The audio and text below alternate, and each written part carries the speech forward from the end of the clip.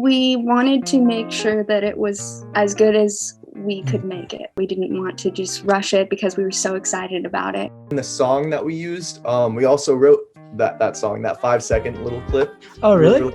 To get those like cool drummer shots, it's tricky. So yeah, we like to make sure that the drummers have their own camera dedicated just to them.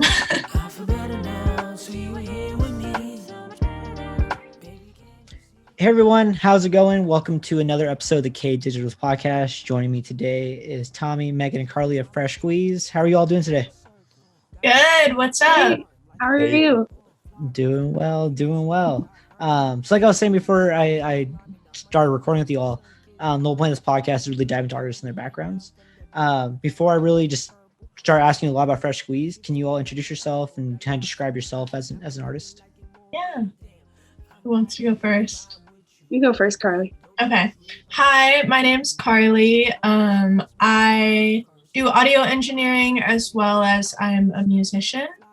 I've played in bands in the music scene for a really long time. And so when COVID hit, I'm sure we'll get more into talking about this, but that was kind of what prompted the start of Fresh Squeezed. And I'm really happy to be working on the project where we can do something like that in times like these.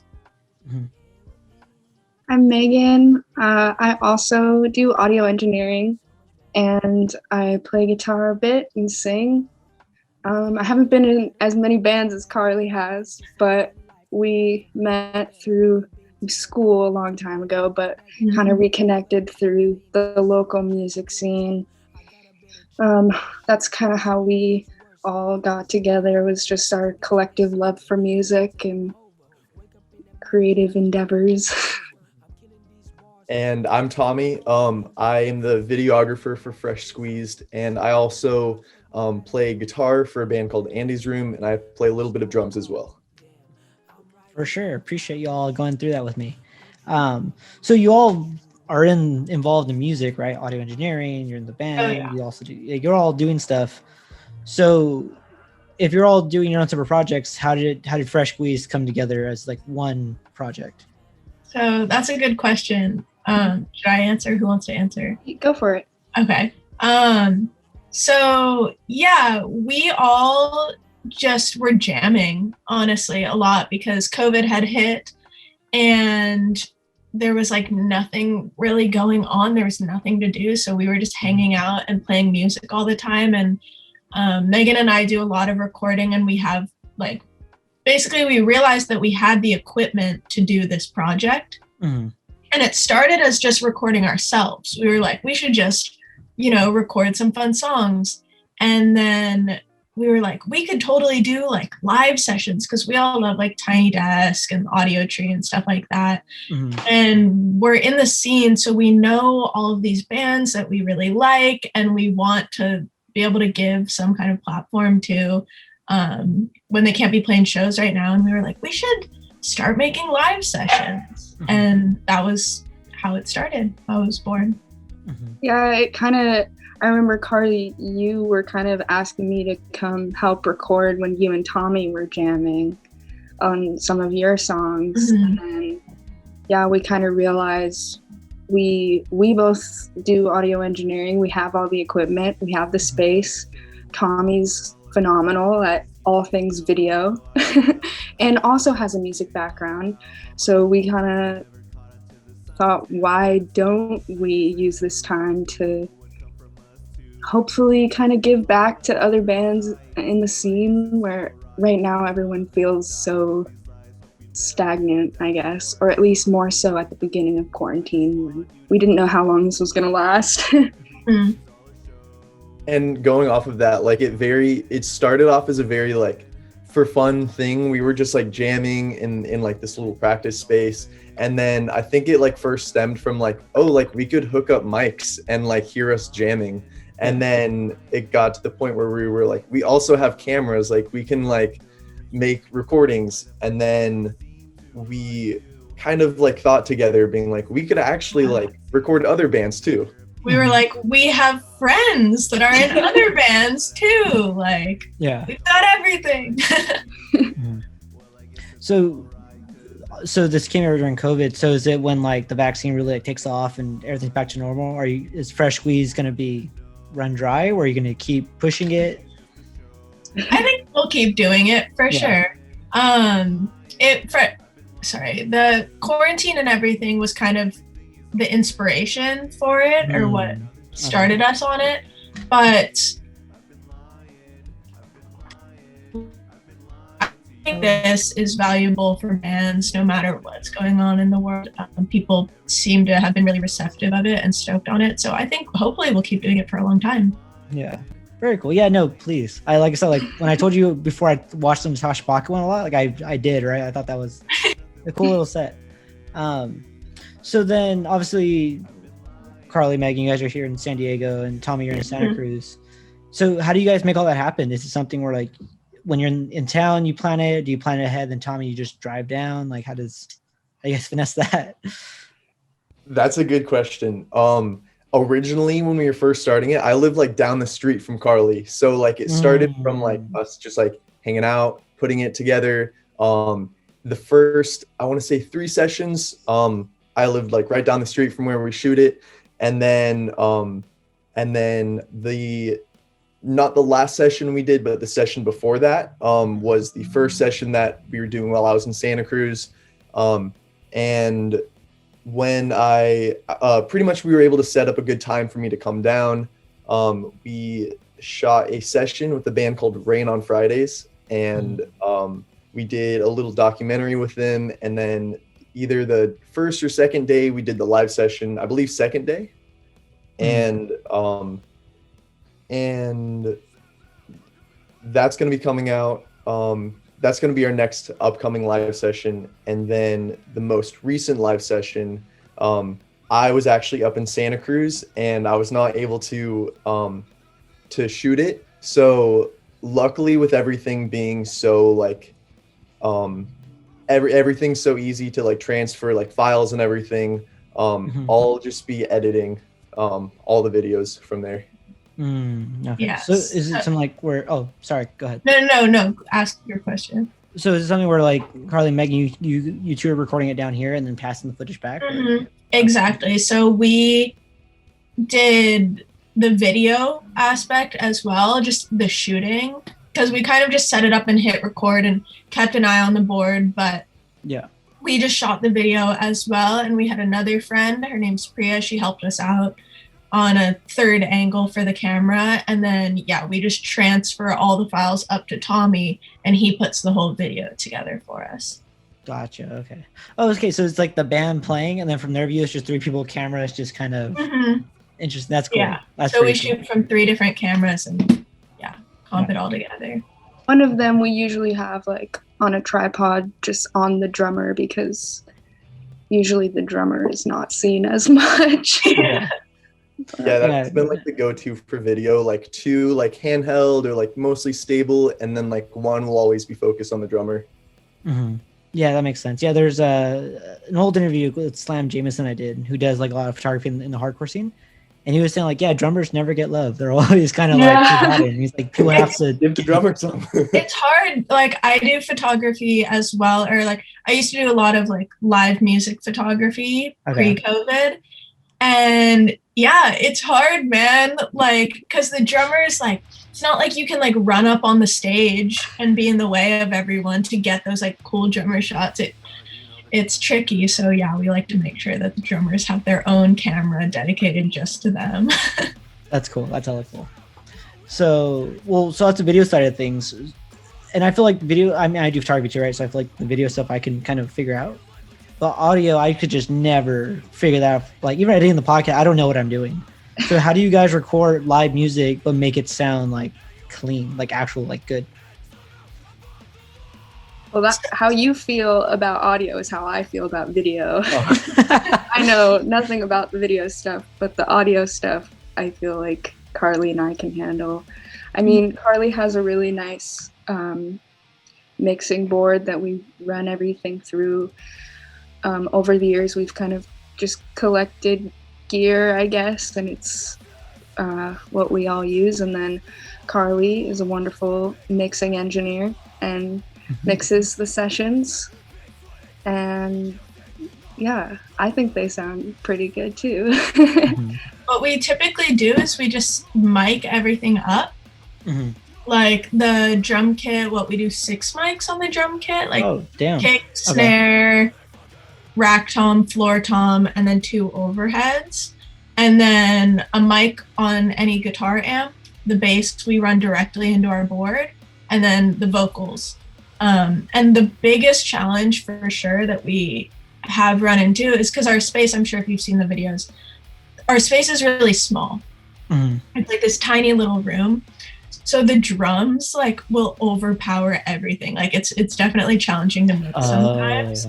Yeah. So the vocals, like we've started like strategically placing our vocalist so that their mic is pointed like as much away from the drum set as it can be. So those vocals come through and we're not getting a ton of like from the cymbals. But it's just like trial and error too. Before we started doing our sessions that we were going to put out, we did like a ton of practice sessions, just like with us or with our friends, and just listening to how the recordings were coming out and figuring out like what the most effective way to do it was. That's cool. I think it's coming up to almost a year since I think we started talking about starting this Fresh Squeeze, but I don't think we actually recorded our first band until like December last year. Okay.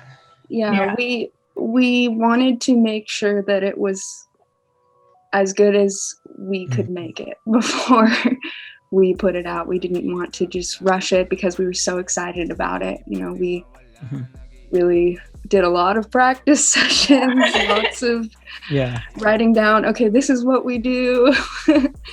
It was fun. We did a lot of practice takes, and I think we learned a lot from the practice takes too. One like issue that like I came across for like video is the cameras were at like different frame rates, and then I've heard about that. Together in one project, it was the weirdest looking thing. Like one video was like completely sped up, and like the color was off. So practice takes is definitely the way to go. There's like so many like how to film anything. The videos I watch on YouTube, and they all say this is at 24 and that's at 60, you're gonna have a bad time. Like, what does that mean? Like, oh, I didn't know that. How do I change the settings to that? Like, it's like, oh shit, little things. And it's cool for us, like as young artists or people that do these different trades, to do this project and to be a part of it, because like we're not doing it for money. We're not making any money off of it. We do it because we like it. It's a passion project, but we're learning so much every single session, like constantly. There's always like more to learn, you know, when you're working in audio or video or music at all. So it feels really good. And we've been bringing in as well other people. We've had 2 different like young audio engineers or people that are studying audio engineering come in to help with different sessions and kind of get their hands on the board, and we've been able to give them some experience too, and they've been able to help us out on projects.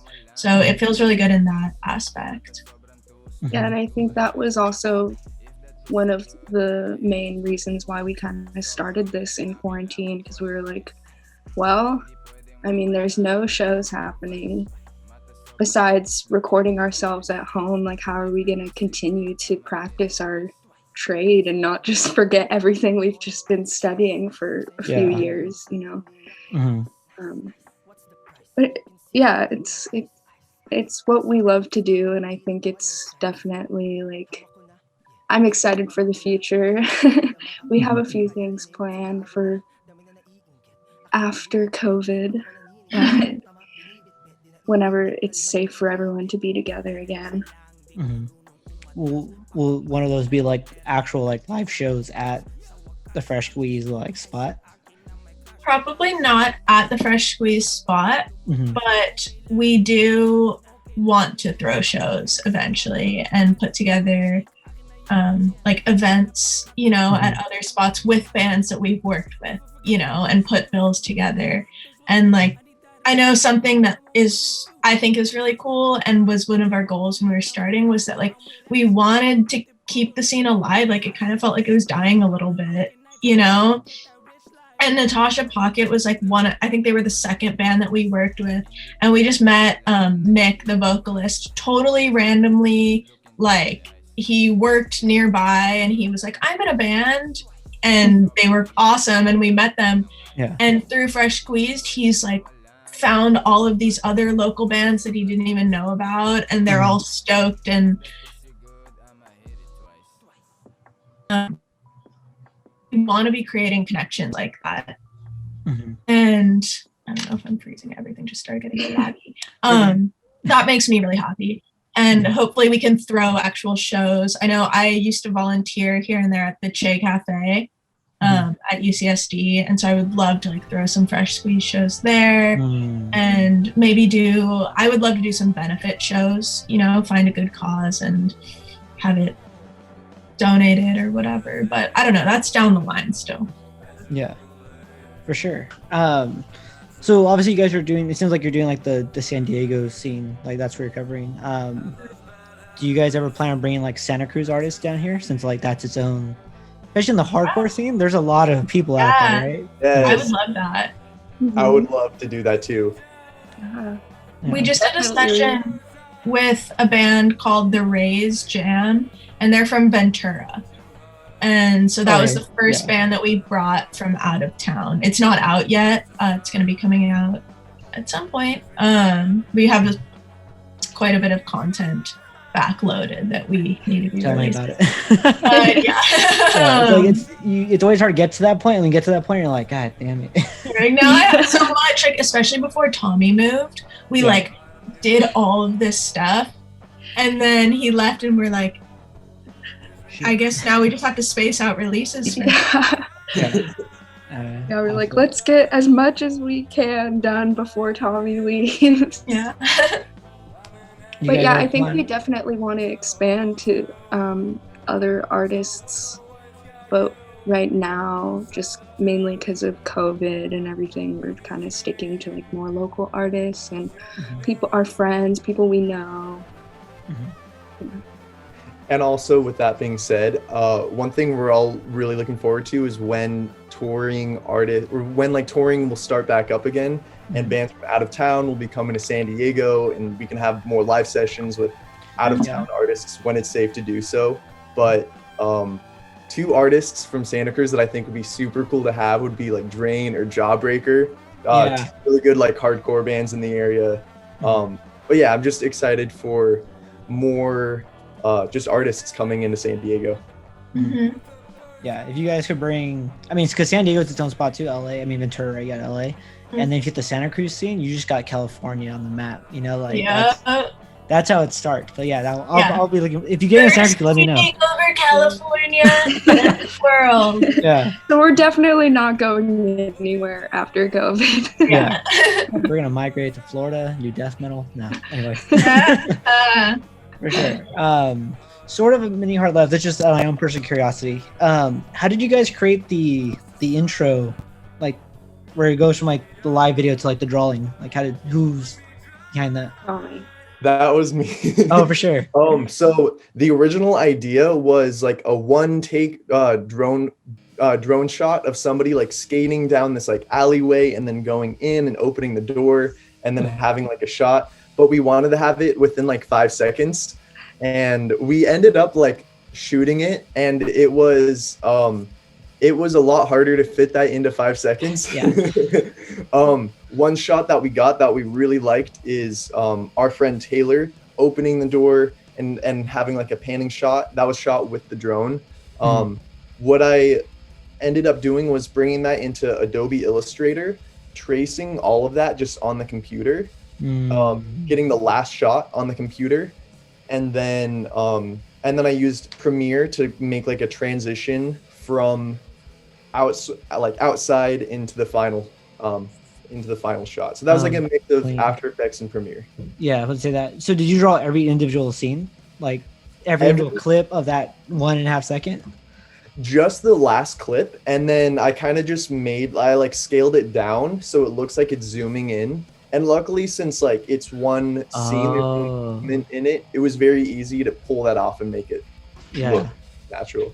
And then the song that we used, we also wrote that song, that 5-second little clip. Oh, really? We were like, oh, let's get something that kind of gets the vibe of like kind of the alternative, like yeah, for sure. Okay. Yeah, I feel we all do that head bob, like we know exactly what the vibe is. Yeah, like bye. That's cool. Damn. So you're all hella creative. Yeah. Like you all each bring something. Oh, go ahead. Yeah. Sorry. Carly's room is where we recorded that song. Here at this desk. Yeah, that's cool, guys. So I know we're nearing time, so I want to ask one last question. So generally I ask like the same question for every artist that comes on here. It's like, hey, you've been doing this for some time now. What's some advice you could pass down to like another creative that wants to follow your steps? But in this case, there's 3 of you. So I don't know, like if someone is trying to do their own like live sets for their own band or their own live stream, like is it as easy as just buying a mic, or like how do you what's a gold piece of advice that like, hey, if you're gonna get started, this will save you a year of headache? I would say just go for it. And like obviously, like if you wanted to put together like a whole production like what we're doing, it does take time, absolutely. But like if you're just trying to get into recording or video or whatever, use whatever you can get your hands on. Just go for it. And like collaboration is like such a beautiful thing. You know, if you see people around you that are doing things that you think are so cool, like reach out to them. Like more often than not, I feel creative people are like super stoked to work together and to like share knowledge and stuff. So yeah, that would be my advice. Just, you know, reach out to people that you admire and respect. You know I admire Tommy a lot. His video work is amazing, and as well as Megan with her audio and her musicianship. And we've all been friends forever too. But yeah, just going for it. It's easy to doubt yourself, and like we had a lot of moments of like, are we ready? Are we ready to have our first live session? Like we need to practice more. And you know, we're like, we got it. Let's do this. That would be my advice. Yeah, and going off of that, I mean, we were still super nervous that first live session, and we still had our doubts and everything. You're never gonna feel like you know everything. Like especially in the creative industry that we're in, like I feel like it's just a constant learning process. And don't compare yourself to other people. Just do your thing. Just, you know, make art. It's fun. Make art. It's fun. Yeah. I don't know. Don't let anyone tell you what you should or should not do. Just do what you want. My advice would be have the most fun with it. You're doing it for yourself, and you should always have that as a reminder. Use that to like grow in ways that you want to grow, and like learn about different like techniques that you want to work on. The biggest thing that I learned for like video with this is the importance of multi-camera for Premiere and how much easier it makes projects. That's like number one advice for like editing. Multi-camera on Premiere, lifesaver. But like most importantly, make sure you're having fun with it, and that will help you learn the most. For sure. That's like all this gold is just like piled into like pile. Piece of 5-second content. No. Yeah. Cool guys. Well, I appreciate it. That's right with the interview. You know, where can people follow you? Where can they watch more videos? You know, is it just YouTube? Do you have anywhere else people can find you? Yeah, definitely. First thing is the Fresh Squeezed YouTube channel. That's where all of our live sessions are. That's where we're putting the most content. But secondary to that would be our Instagram, which is Fresh Squeezed SD. And I believe our Twitter is the same. I think so, yeah. We're most active on our Instagram, and you'll see everything on our YouTube. Fresh Squeezed Media. If you just search that in, it'll come up. For sure. All right, guys. Thank you so much. I'm going to go ahead and stop the recording, and I'll talk to you both off camera in 5 seconds. Thank you so much. Bye. Okay. Bye, everyone.